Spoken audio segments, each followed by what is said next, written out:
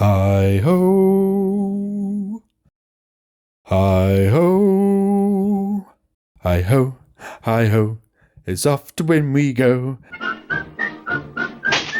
Hi ho, hi ho, hi ho, hi ho. I've unashamedly stolen this play on words as it made me chuckle, but the Leagues of Votann codex has been out for quite a while now as it was leaked, so everyone knows what the rules are. And let's be honest, they're super strong and broken. Let's watch everyone flock to them for the LVO in January.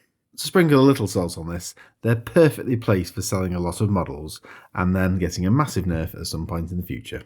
Let's get started. There's not one specific thing that's broken here, just that everything is good and buffs stack. Great army-wide rules, great data sheets, great strats, psychic powers, everything is strong. We've seen them on Warhammer Plus already and they smash their opponents. Just some general things. They've got a new weapon type, HUNTR, and that's broken. The Hearthkin Warriors and Terminators can get transhuman, and they're already so tough anyway. Auto wounding power is super strong. They've got defensive resilience, overpowered and cheap strats, great stat lines for ranged and even melee, and lots of damage potential. Let's highlight some of the specific details now. Army-wide rules. Their Armour of Contempt equivalent, which reduces AP by 1, is super strong, and you can also not reroll any wound or damage against them. Even the semi-naked berserks and the transports have this void army which gives them that -1 AP, so all in all they're pretty resilient. They've also got very consistent movement with auto-advancing, which includes ignoring terrain modifiers as well. So while only being able to advance 3, actually that's super reliable. Judgment tokens. There's loads of ways to get a judgment token and then 6s to hit auto wound. If you get up to 3 judgment tokens then that comes down to a 4+ to auto wound,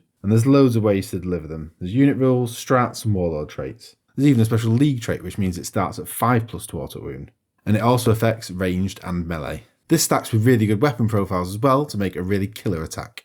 Also consider that when you auto wound, it counts as a wound roll of a 6, and this combines perfectly with some weapon special rules. And you'll find some weapons that on a roll of a 6 to wound, you get damage spillover, ignore invuns, or turn damage into mortal wounds instead. So your 50-50 chance of auto wounding really does multiply in impact. They got powerful leagues.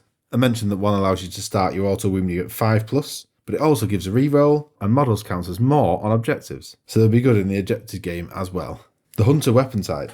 This is their new special weapon type, but it doesn't have any specific rules, so that means it also has no downsides. So it means you can move and shoot without penalty. HUNTR types also seem to get more shots than their rapid fire equivalents from other factions. Great stratagems. Loads of amazing strats, I'll just highlight some of them, but they're actually ridiculous. For 1 CP you can add a 12-inch move for an accelerated unit. For 1 CP you can also reroll all hits against a judgment token unit for either ranged or melee. So that's 2 strats to reroll hits. When you're auto wounding on up to 4s, this makes them impact even higher. Even if you're naturally hitting on 3s, you can still reroll it so you can get that auto wound. You got a 2 CP strat to shoot into combat, and this is for infantry and bikers. Obviously vehicles get this anyway. And while the rule states that you're -1 to hit for heavy weapons, infantry and bikers only have HUNTR types, not heavy, and that means there's no penalties to shoot into combat. You got 1 CP fall back and shoot with core units. Again, no penalties for doing this. If you take a medic, then for 1 CP you can return D3 destroyed models back to a unit. This is better than most other factions that have this ability.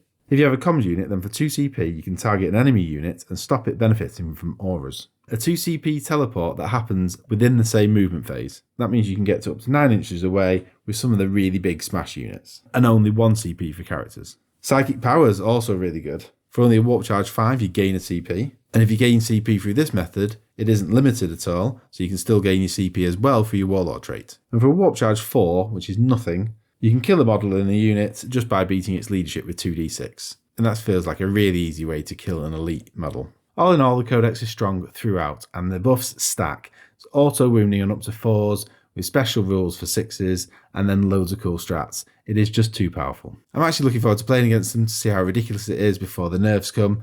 Let me know what you think in the comments, and I'll see you again soon. Bye.